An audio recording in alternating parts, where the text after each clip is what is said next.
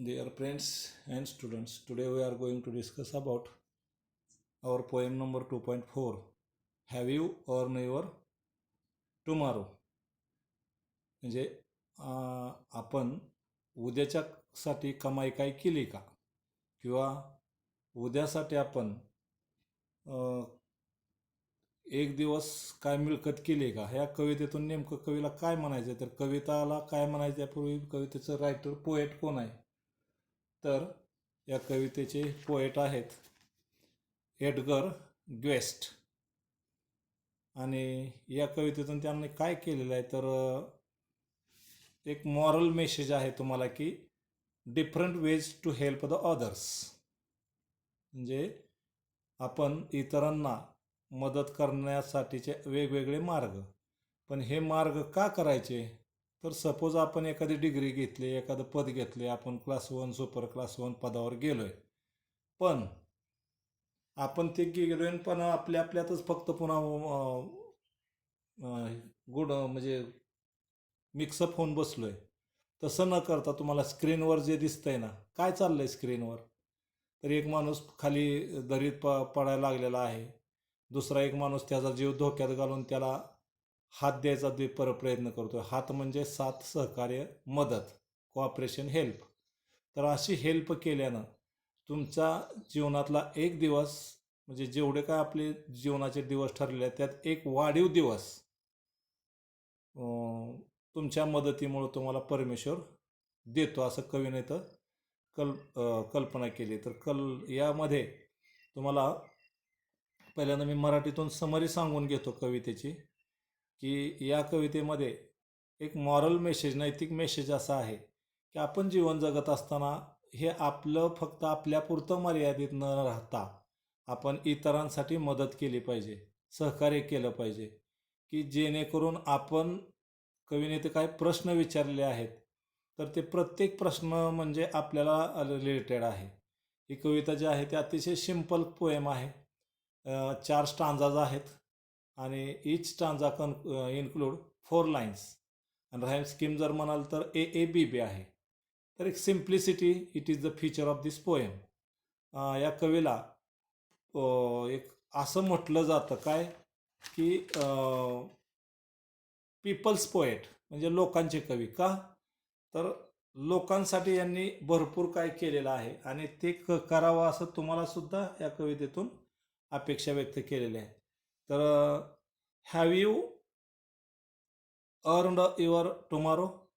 म्हणजे खरोखरच तुम्ही तुमच्या कवितेचा अर्थ जर समजून घेतला तर उद्या आपण प्रत्येकजण आपण सेल्फिश आहोत आणि स्वार्थीपणाने आपण आपल्यापुरतंच काय असेल ते करत राहतो. पण आपलं करून इतरांना मदत केली पाहिजे हे या कवितेचा मूळ हेतू आहे, उद्देश आहे. तर या कवितेतून बघा इथं तुम्हाला मी स्क्रीनवरती दाखवतोय आहे काय की काय दावतं इथं सुद्धा एक माणूस खाली दरीत पडायला लागलेला आहे आणि दुसरा त्याला आपला जीव धोक्यात घालून वाचवतोय. अर्थच असा की तुम्हाला या आपलं जीवन जे आहे ते आपण जगत असताना दुसऱ्याच्या मदतीला उपयोगी गेलं पाहिजे.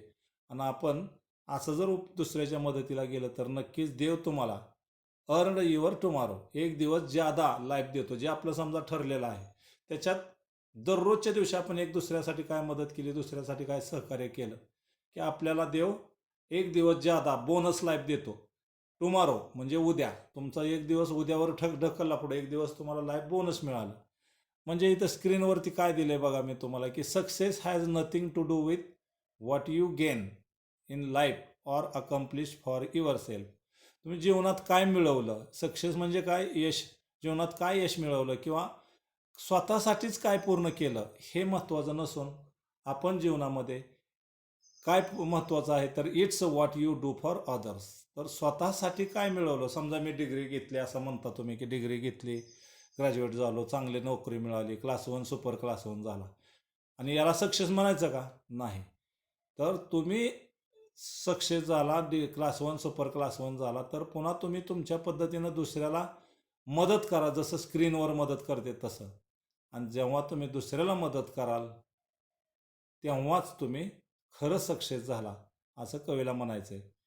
की इथं तुम्हाला एक समरी मी मराठीतून सांगून घेतो कवितेची अगोदर, म्हणजे पुन्हा कविता लाईन बाय लाईन समजेल. तर हॅव यू अर्न टुमारो या कवितेतून एडगर गेस्ट यांनी नेमकं काय केलंय, कशासाठी तुम्हाला म्हणजे काय म्हणायचं आहे त्यांना, तर या कवितेतून कवीला असं म्हणायचं आहे की कविता तुम्हाला वाटल्यास मी दाखवतो, पेज नंबर तुमच्या पेज ह्याच्यावरती आहे बघा. मी मुद्दाम ही कविता सुद्धा तुम्हाला ऑनलाईन घेतलेली आहे. तर कवितेचा हेतूच असा आहे की काय हेतू आहे,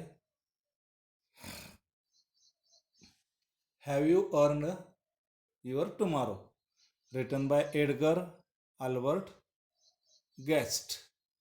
तर या कवितेचा लाईन बाय लाईन मिनिंग किंवा मराठीत मिनिंग तुम्हाला मी इथं सांगतोय की ते तुम्हाला कळालं पाहिजे, पुन्हा मराठीतून मिनिंग त्याचं लक्षात यावं म्हणून. तर have you earn your tomorrow या कवितेतून एडगर गेस्ट यांनी अनेक प्रश्न आपल्याला तुमच्या आमच्या समोर मांडलेले आहेत. या कवितेत दोन महत्त्वाच्या गोष्टी लक्षात ठेवायच्या की कविता म्हणजे आपण, तुम्ही, आम्ही सगळे कोण आहोत, वाचक, रीडर, आणि रायटर, पोएट जे आहेत ते त्यांनी आपल्याला उद्देशून कविता लिहिली. या कवितेतील तू म्हणजे यू हे तुम्हाला मला सगळ्यांना उद्देशून यू आलेलं. मग तुम्हाला प्रश्न येईल हू यू रेफर्ड, तर रीडर्स असं उत्तर आहे, तुम्ही आम्ही सगळे. आणि तो किंवा ती हे आपल्या आयुष्यातील अनोळखी व्यक्ती, म्हणजेच आपल्याला आपल्या आयुष्याच्या प्रवासात भेटणाऱ्या अनेकांपैकी एक व्यक्ती, म्हणजे तोच एखादा भाऊ बहीण आपलेच आहे असं नाही, इतर समाजातले सुद्धा आपण म्हणतो ना, भारतीय सर्व माझे बांधव वगैरे, तर ते जगातला कुठलाही अनोळखी सुद्धा भाऊ बहीण असेल त्याला आपल्याला कशी मदत करायची याविषयी या कवितेतून व्यक्त केलेला आहे. तर कवितेच्या सुरुवातीस या कवितेत अनेक, तुम्हाला एक प्रश्न येईल की अनेक प्रश्न विचारलेले आहेत का, तर त्या प्रश्नातच जेव्हा क्वेश्चन विचारलेले असतात तेव्हा प्रश्नातच प्रश्नाची उत्तरं दडलेली असतात. आणि मग अनेक प्रश्न विचारलेले आहेत. बघा आता काय विचारलेले आहेत प्रश्न ते. अनेकांपैकी म्हणजे कवितेच्या सुरुवातीस तुम्हाला भेटून आज कोणाला आनंद झाला का असे कवी विचारतो. म्हणजे एखाद्या व्यक्तीला तुम्ही भेटला तर त्याला भेटून तुम्हाला आनंद झाला का, किंवा त्या व्यक्तीला तुम्हाला भेटून आनंद झाला का, म्हणजेच काय की तुम्ही त्याला आनंद होईल असं सहकार्य मदत केली का, कवी विचारतोय. पुढं आणखी कवी असं म्हणतात की दिवसाच्या अखेरीस तुमच्या एखाद्या प्रेमळ शब्दामुळे किंवा कृतीमुळे कृतज्ञ होऊन एखाद्याने तुमची आठवण काढली असेल का. म्हणजे तुम्ही ह्याच लक्षात घ्या की आपण दिवसभरात जे जे काय करतो त्यात आपल्याला एखाद्याला मदत केली तर ते कृतज्ञ होऊन त्या मदत केलेल्या व्यक्तीने आठवण काढली असेल का. पुन्हा कवी विचारतो, तुमच्यापुढे संकोच करीत मदतीच्या अपेक्षेनं आलेल्या एखाद्या मित्राचे तुम्ही आनंदात स्वागत केलंय का. म्हणजे ज्यांना एखाद्याने मदत अपेक्षा व्यक्त केली तेव्हा तुम्ही त्याचं आनंदात स्वागत केलंय का, का त्याला तिला काय आलेले आहे ते हवे ते आहे ते लक्षात न आल्याचे नाटक करीत तुम्ही आपलं जाता जाता ओझर तर हलव म्हणून जर एखाद्या गर्दी या ठिकाणी निघून गेलात का, तुम्ही स्वतःलाच विचारायचं हे. आणि मग जर गेला असेल तर तुम्ही एखाद्याच्या स्वार्थीपणाने आणि बेपराने वागलात, हे तुमच्या चांगल्या कृत्यामुळे आज एखादी तुमच्या व्यक्ती तुमच्याविषयी खरोखर कृतज्ञ आहे का. म्हणजे आपल्याला स्वतः समजा आपले बाळदादा वगैरे किंवा यांनी आता हे आपल्याला एक ॲप दिलं, आता तुम्ही कृतज्ञ पाहिजे कशासाठी, कृतज्ञ म्हणजे रिस्पेक्ट टू द पर्सन. हे आता तुम्हाला SPM ॲप दिलं बाळदादांनी दिदींनी, त्याच्या माध्यमातून तुम्हाला आता घरी बसल्या गावाने या कोरोनाच्या काळामध्ये शिकायला मिळते. म्हणजे कृतज्ञता तुम्हाला त्यांच्याविषयी पाहिजे. तर तसं तुम्ही मी सगळ्यांनी, आता दादांनी वगैरे आपल्यासाठी हे संधी दिली, किंवा तुम्ही फुकट शिकताय, आम्हाला नोकरी संधी दिली, आमची कुटुंब सर्व्हिसवर अवलंबून आहेत, रुपये आमच्यासाठी डोनेशन घेतलं नाही, म्हणजे आम्ही कृतज्ञ त्यांच्याबद्दल पाहिजे. तर कवीला इथं म्हणायचं की जो व्यक्ती इथं एखाद्याला आपण मदत करतो ती केली पाहिजे, आणि ज्याला मदत केली त्यानं केलेल्या मदतीबद्दल कृतज्ञ असलं पाहिजे. म्हणजे we also obey to thanks, devote our thanks to Baldada and Didi Saheb. पुढं आणखी कवी काय म्हणतो, तर आज दिवसभरात एखाद्या एकट्या मनुष्याला मदत केली असे तुम्ही प्रामाणिकपणे स्वतःला सांगू शकता का संध्याकाळी? म्हणजे प्रत्येक दिवसात कवीचं म्हणणं आहे की प्रत्येक दिवसात आपण एखाद्या व्यक्तीला कुठं ना कुठं मदत केली पाहिजे. मग ती मदत आर्थिक असेल, मानसिक असेल, सामाजिक असेल, शैक्षणिक असेल, वैयक्तिक असेल, कोणतीही मदत असेल, ती मदत तुम्ही केली का? ती सांगू शकता का? प्रश्न विचारतायत. आपल्या व्यग्र आयुष्यात अनेकांना आपल्या मदतीची गरज आहे हे लक्षात येऊन सुद्धा एखाद्याला अशी आगंतुक मदत करण्याची कित्येकदा आपल्या मनामध्ये संयमच नसतो. असं झालंय का? किंवा आपण स्वतःहून कोणालाही मदत करायला जात नाही. तुम्ही केलेल्या लहानशा मदतीमुळे, तुमच्या या शब्दामुळे एखादी अनोळखी व्यक्ती आज खुश झाली आहे का? हेही जरा बघा की तुमच्या मदतीमुळे एखादा व्यक्ती खुश झाला आहे का? तीच खरं आपली ऐपत असते, तीच खरी आपली दौलत असते. एखाद्या निराश होऊ लागलेल्या व्यक्तीच्या मनात तुम्ही पुन्हा एखादी आशा जागृत करण्यासाठी थोडा प्रयत्न केलाय का वेळ काढलाय का? एखादा समजा व्यक्ती आत्महत्या करायला चाललाय. आता इथं तुम्हाला स्क्रीनवरती दिसतंय बघा, एखाद्या व्यक्ती आता समजा इथं मदत करतोय, खाल्ल्या येणाऱ्या व्यक्तीला मदत करतोय, तर तशी तुम्ही मदत केली आहे का? आणि मग ती मदत केली असेल, समजा एखादा व्यक्ती निराश झालाय, तर त्याला तुम्ही त्या निराशेतून बाहेर काढून चांगलं जीवन जगण्यासाठी मदत केली आहे का? कवी म्हणतोय थोडा वेळ दिलाय का? शेवटच्या कडव्यात आजचा दिवस तुम्ही कसा घालवलात ते कवी विचारतोय. आजचा दिवस तुम्ही व्यर्थ घालवलात का गमावलाय? चांगल्या प्रकारे व्यतीत केलात की आज काही विशेष केलंच नाही, असा एक प्रश्न विचारतोय. आणि आज तुम्ही एखाद्याच्या चेहऱ्यावर हसू फुलवलंय का?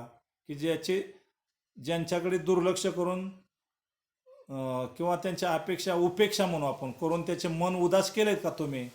असं कवी इथं म्हणतोय. म्हणजे तुम्ही कोणाचं मन उदास दुखवू शकत नाही किंवा दुखवायचं नाही. उलट त्याचं दुःखी झालेलं मन तुम्ही आनंदी करायचं. तर तुम्हाला देव एक टुमॉरो म्हणजे एक दिवस बोनस लाईफ देईल ज्यादा.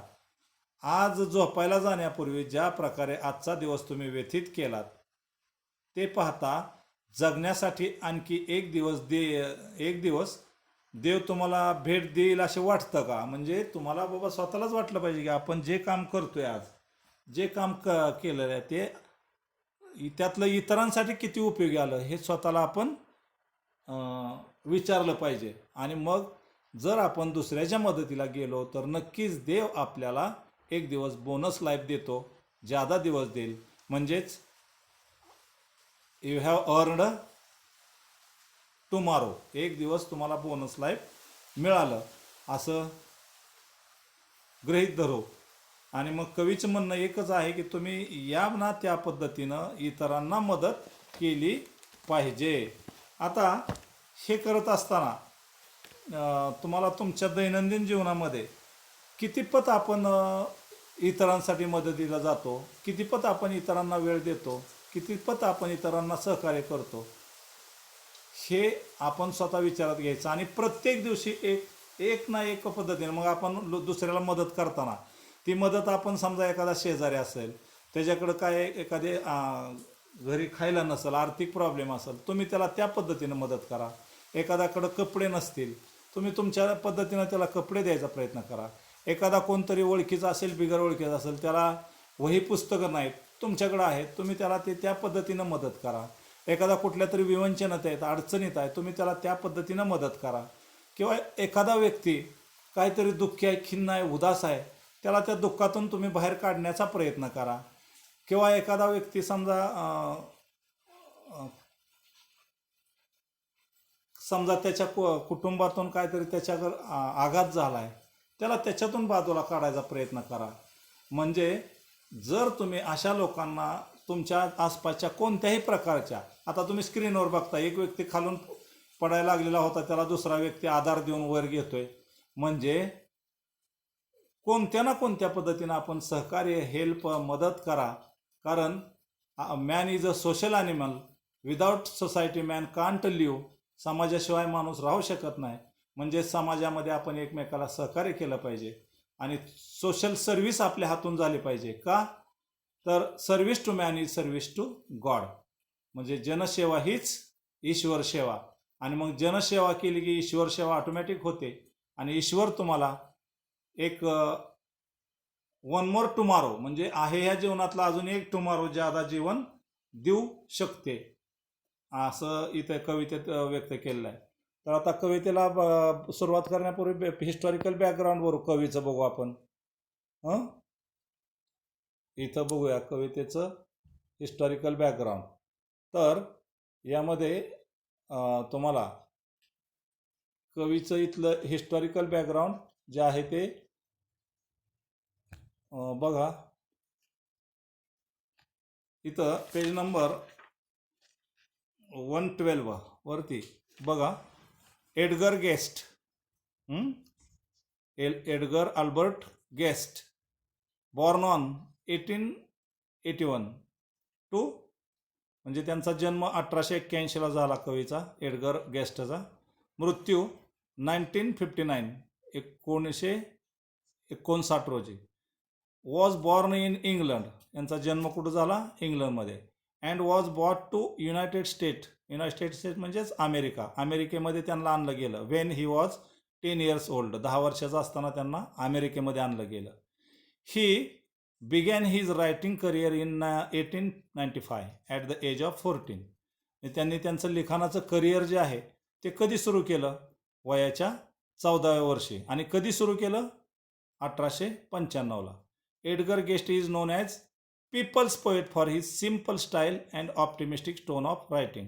त्यांना पीपल्स पोएट असं का म्हणायचे, तर पीपल्स पोएट यासाठी म्हणायचे की लोकांचे कवी, तर त्यांची साधी लिखाणाची पद्धती आणि ऑप्टिमिस्टिक म्हणजे आशावादी लिखाण जे आहे ते यांचं नेहमी इन्स्पायरिंग असायचं, आशावादी आहे tone of writing. Edgar Guest is an American writer of newspaper and magazine. त्यांनी अमेरिकन न्यूजपेपरसाठी लिखाण केलं आणि त्याचबरोबर मॅगझिन म्हणजे मासिकासाठी लिखाण केलं. This is an inspirational poem. ही जी आहे ती प्रेरणादायी कविता आहे, तुम्हाला आम्हाला सगळ्या जगाला प्रेरणादायी कविता आहे. इन दिस पोएम, या कवितेमध्ये, the speaker is asking the readers whether they have done anything to improve the life of another human being or not. कवितेतून एकच की तुम्ही आम्ही जन्माला आलो, शिक्षण घेतलंय, मोठं झालो, पदवी झालं, यशस्वी झालो, सक्सेस झालो. पण कवितेतून कवीचं म्हणणं एकच आहे आपल्याला वाचकांना, तुम्हाला आम्हाला सगळ्याला, काय, हॅव यू डन एनिथिंग, तुम्ही एखादं असं काम केलंय का, टू इम्प्रूव्ह म्हणजे सुधारणा, कोणाची, the life of another human being or not, एखादा मानव जातीचं तुम्ही जीवन सुधारण्यासाठी, उंचवण्यासाठी प्रयत्न केलाय का नाही केला, हे विचारणा करणारी कविता आहे. It is up to you whether you will have better future or not. आणि मग तुम्हाला कवी म्हणतोय की जर तुम्ही इतरांच्या उपयोगी पडला, चांगल्यासाठी, भविष्यासाठी काम केलं तर तुमचं भविष्य चांगलं होणार आहे. म्हणून देअरफॉर वन शुड कन्सिडर, मग प्रत्येकाने एक लक्षात ठेवा, वन्स ॲक्शन, तुमचं एक कार्य, डीड्स केअरफुली, म्हणजे one should consider one's action and deeds carefully, म्हणजे तुम्ही एखाद्याचं तुमचं काम जे आहे ते कार्य आणि डीड्स कर्तव्य केअरफुली करा. अँड प्लॅन, असं नियोजन करा, accordingly for a better future. तर तुम्ही इतरांना मदत करा, सहकार्य करा आणि तुमचं फ्युचर, भविष्य बेटर करा, चांगलं करा, असं सांगणारी ही कविता आहे. तर या कवितेतून तुम्हाला कवीला काय सुचवायचं, indirect or direct, what is the moral message of the poem. The moral message of the poem is to help the others, to cooperate the others. If you are success, when you become success in your day-to-day life, but especially you become success when you help and cooperate and to needy person. It is a bonus tomorrow, one day bonus tomorrow in your life. That is the main message of the poem. In short, poet wants to suggest us in our day-to-day life, help the others, help the needy, whatever may be the help, economic, political, social, educational, whatever may be help, it is our duty to help them, to cooperate them, to improve them, and try to satisfy the person as per your level best. Help him whatever may be the condition, it is the main message of the poem. Okay, we will stop here today. Tomorrow we will discuss about the poem, and it's a part, page number 112. Okay.